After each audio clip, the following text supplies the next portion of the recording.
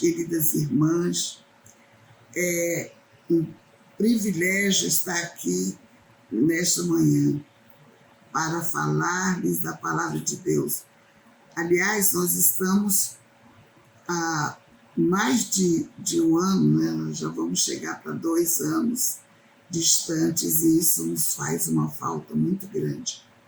E é bom saber que os irmãos estão aqui compartilhando nessa manhã de domingo da lição As Autoridades se Calam.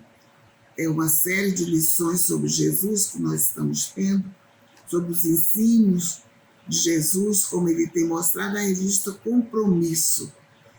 E nós vamos ter o privilégio hoje de descortinar essa lição, que é um paralelo, é Jesus junto com as autoridades da época, ele falando principalmente com grupos religiosos da época, os fariseus e os saduceus, que queriam confrontar a Jesus. Está em Mateus 22, 23.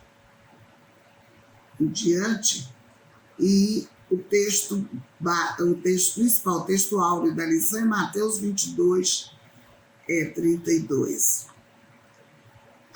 Das aulas de hoje, nós vamos ver os alunos aprendendo através da observação. Eles estão observando para e passo cada palavra que Jesus proferia.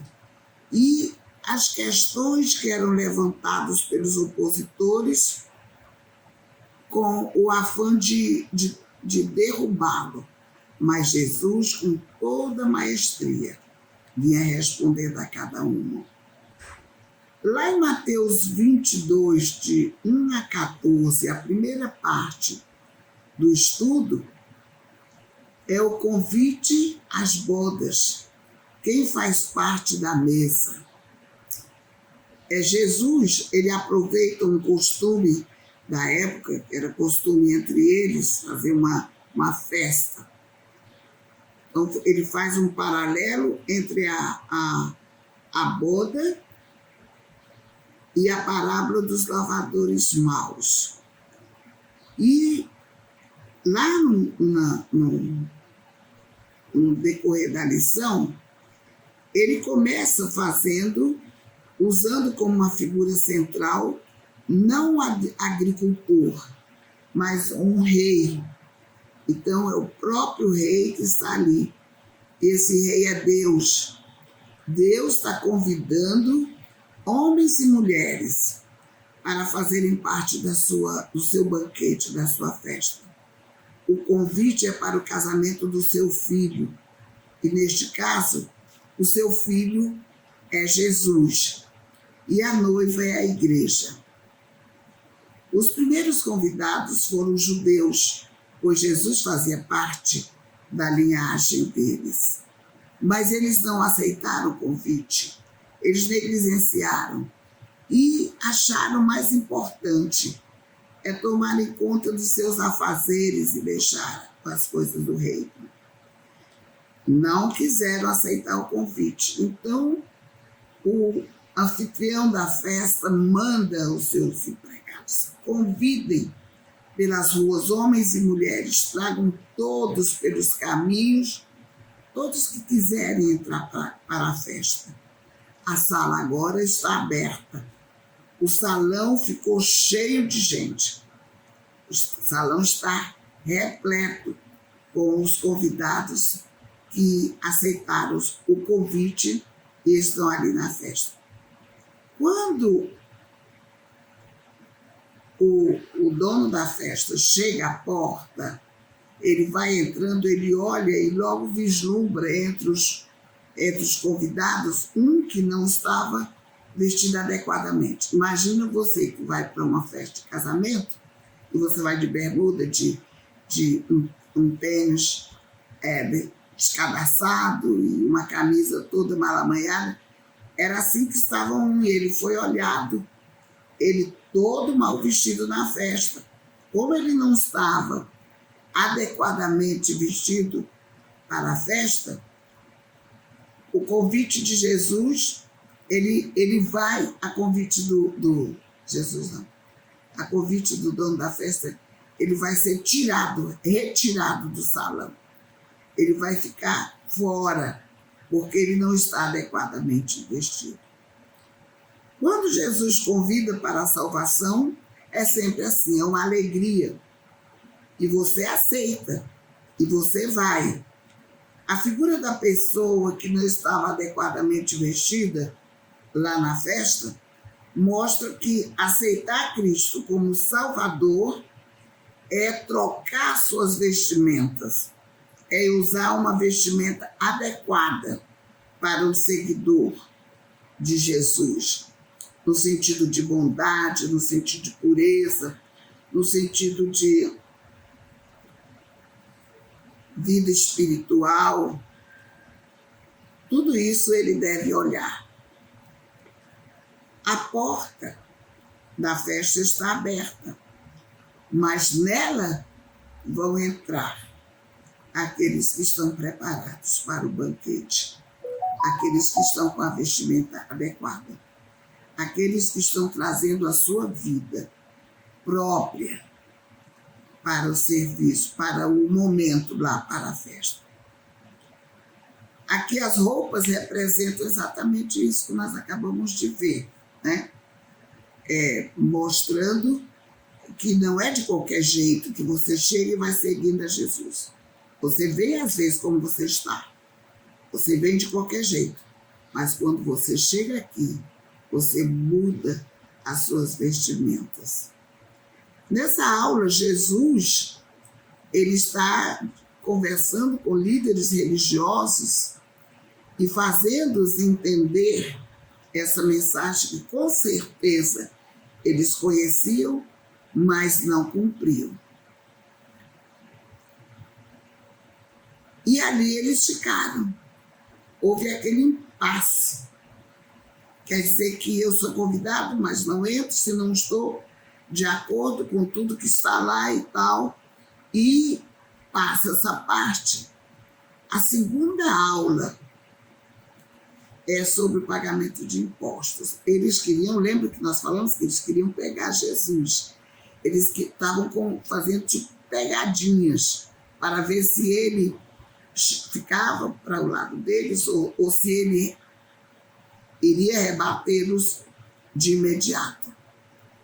Então foi perguntado para ele. Eles, aborrecidos com a aula anterior, os fariseus e os herodianos, eles provocam Jesus.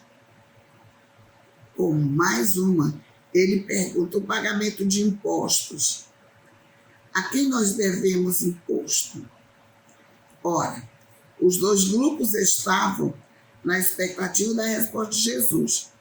Porque se ele dissesse que não deveria pagar imposto, ele ia favorecer os fariseus. Mas se ele dissesse que sim, deveria pagar imposto, ele favorecia aos herodianos. Então, no meio dessa pegadinha, Jesus vai com toda a maestria e responde. Ele diz uma coisa muito interessante. Na época, cada rei que se levantava, ele cunhava sua foto nas moedas. Todas as moedas tinham o retrato do rei. E, nesse momento, quando Jesus vai e provoca, ele pergunta, Jesus pergunta a ele. Pega uma moeda e pergunta: essa esfinge que está na moeda é de quem? Aí eles responderam: é de César. Responderam certo, porque era o que estava lá. Então Jesus lhes disse: dai a César o que é de César, e a Deus o que é de Deus. Eles calaram-se. Eles não tinham saída para essa pergunta. Dai a César o que é de César. E eles calaram a boca. E todos mostraram-se. Todos acreditaram, todos viram que em Jesus tinha muita sabedoria e eles jamais o alcançariam. Como cidadão dos céus, nós também temos não 2 moedas para cumprir uma ou outra, mas como cidadão dos céus, nós pertencemos a 2 cidadanias. A cidadania, nós somos cidadãos da terra, nós temos os nossos deveres e direitos como cidadãos da terra e como cidadãos do céu. Nós temos também. De repente, nós não vamos pensar que vamos deixar de cumprir com nossos deveres de cidadania da terra, porque nós temos direitos no céu. Não. Uma coisa está junto da outra. A nossa outra lição é a terceira aula. São mais provações chegando. As provações continuam. E agora é sobre a ressurreição. Era costume na época que quando uma jovem se casava, e o marido morria, ela tinha de se casar com o irmão do falecido, que era o Levi. O Levi era o falecido. Então ela teria que casar com ele. Era chamada a lei do levirato. Conta a história que uma mulher, ela casou 7 vezes. Ela casou-se com 7 irmãos. E eles chegam agora e perguntam: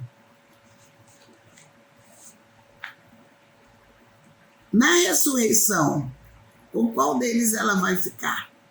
Vocês viram que eles colocavam coisas mesmo, tentando pegar, tentando fazer com que Jesus dissesse algo que fosse desaprovar um ao outro para entrar em choque.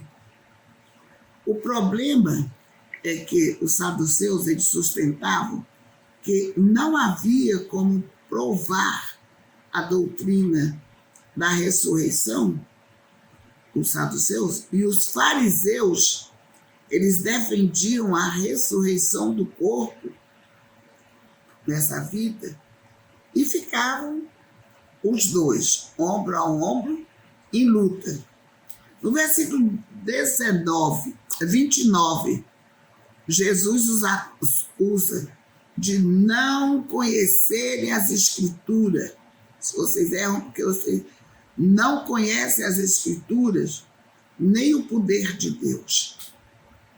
Por isso, vocês estão interpretando coisas diferentes. Muitas vezes, nós, em nosso mesmismo, nós temos a pretensão de interpretar a palavra de Deus à nossa maneira.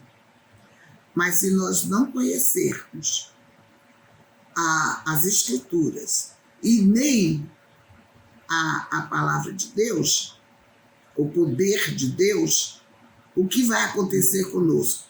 Nós vamos cair. E o primeiro vento de doutrina nos carrega.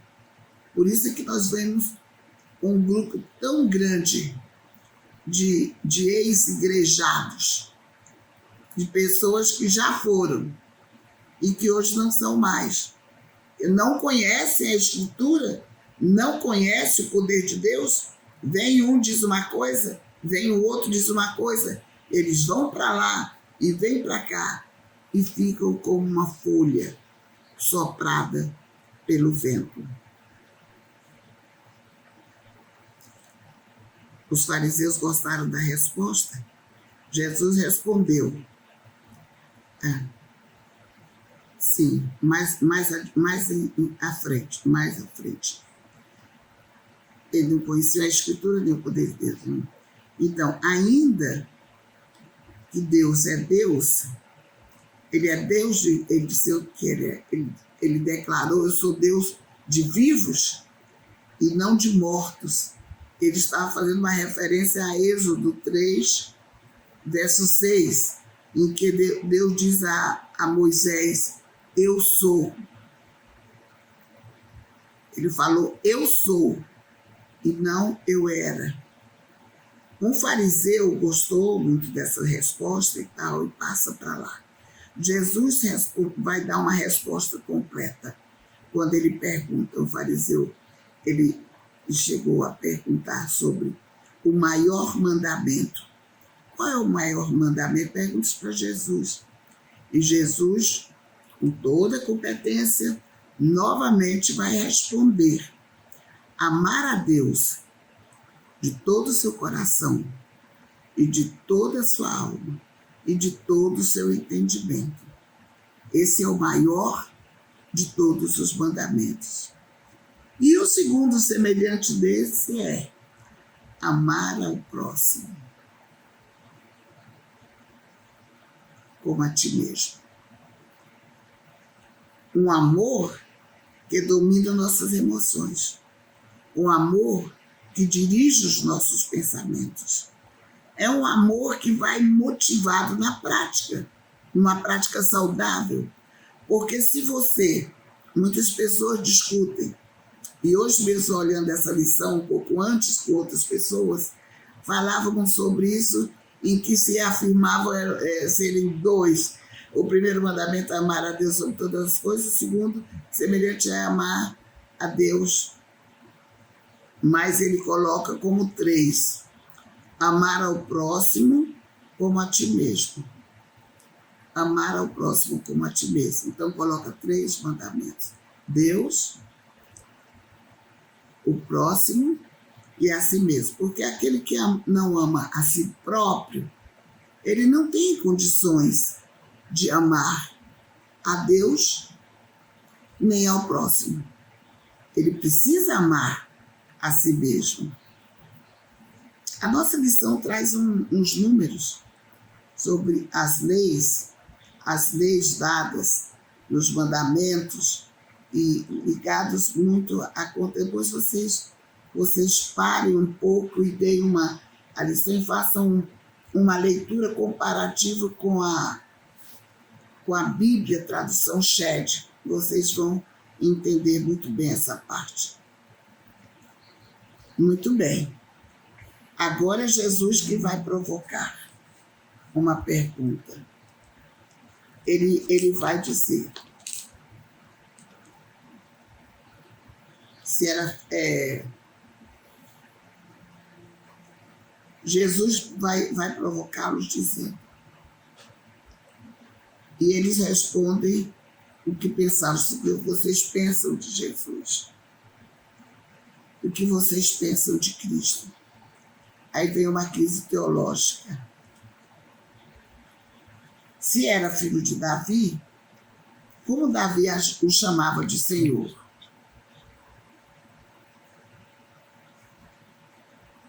Lá em Samuel, 2 Samuel 7, 12, 13 e 14.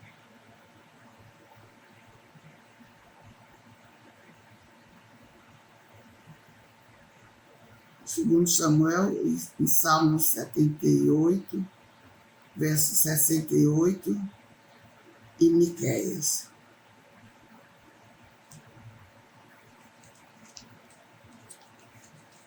Vamos prosseguir.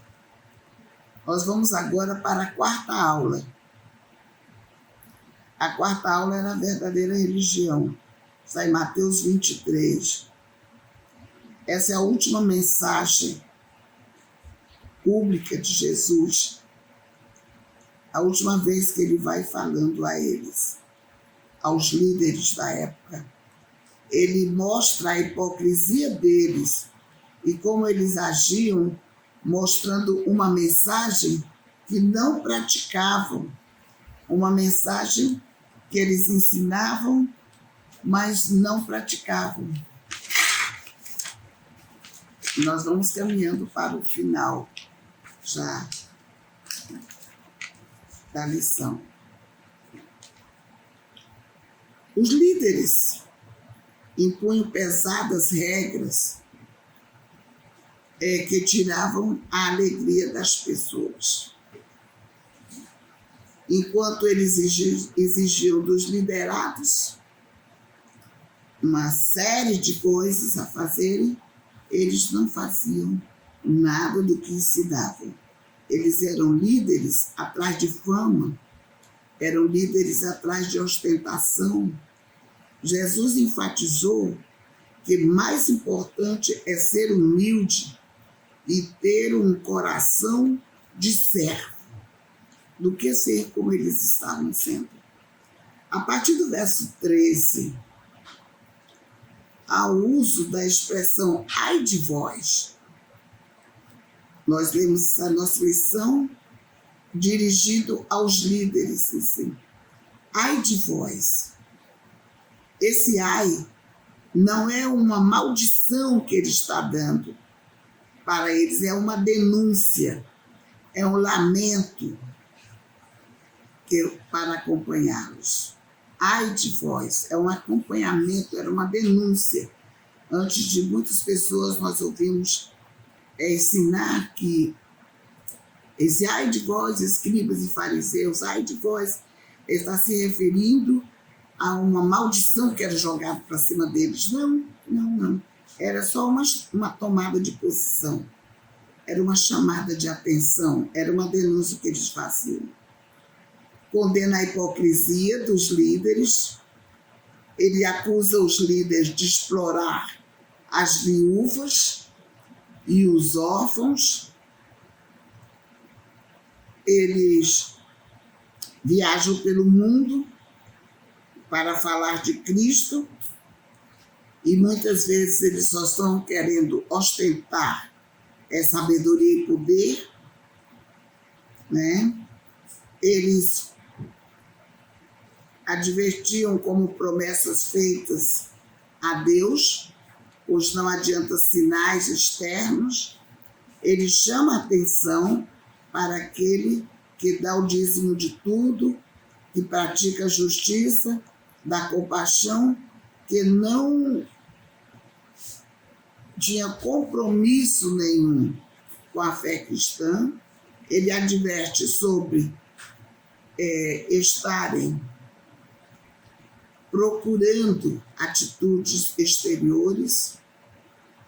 Ele era costume, na época, eles pintarem os sepulcros, pintarem de tintas claras, de tinta brilhante ao sol, e para chamar atenção também e para que as pessoas se desviassem ao passar por perto.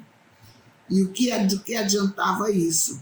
Estava muito bonito e muito bem pintado por fora e até bonito, mas dentro havia o quê? Apenas um corpo já sem vida, ou uma ossada, sem nenhuma serventia. Só daqueles restos, o corpo humano era só em decomposição. Acusa a liderança, fala que constrói túmulos, e continua falando sobre os túmulos, os sepulcros caiados. Jesus chama de hipócritas, pois eles faziam da mesma maneira. Eles diziam, não, os túmulos dos antigos líderes, se tivesse aqui, nós faríamos o mesmo. Ele disse, vocês são uns hipócritas. Jesus temia. Jesus termina falando sobre a falsidade dos líderes, que não adianta ser um líder falso. Antes você nem estivesse ali para trazer um ensino ou para ensinar alguma coisa, se você é falso, se você não faz aquilo. Muitas vezes nós estamos dizendo 1000 coisas bonitas em todo canto, e ele termina com uma expressão escatológica. Ele diz, ao final de tudo, ele diz, bendito que vem em nome de Jesus, fazendo referência a si mesmo. essa porção bíblica estudada hoje, elas nos servem de advertência para que nós possamos trabalhar mais a nossa interioridade, para que nós possamos passar aos nossos liderados o ensino completo e correto da palavra de Deus. Nós temos que ter coerência no que nós falamos, no que nós fazemos, no que nós ensinamos. De nada adianta nós ostentarmos uma beleza muito grande aqui, uma eloquência muito grande ao falar, coisas belíssimas de dizer, se nós não somos capazes de cumprir nem um pouco de todas essas coisas. Precisamos estar firmes, convictos e certos de que tudo aquilo que nós temos, que nós somos, pertence a nosso Deus e que a Ele seja dado toda a honra e toda a glória. Sim, Ele mesmo proclamou: bendito o que vem, em nome do Senhor. Que Ele nos abençoe, nos guarde e que nos ajude com essa lição de hoje. Vamos orar? Eterno e maravilhoso Deus, nós te amamos e por isso nós estamos sempre estudando a tua palavra e procurando encontrar mais e mais lenitivo para os nossos trabalhos. Nós te seguimos porque tu és o nosso Deus. Tu és um Deus poderoso, um Deus que está acima de todos os deuses. Obrigada, Senhor. Dá-nos hoje um dia na tua presença, guarda-nos sempre, por amor do teu nome. Amém.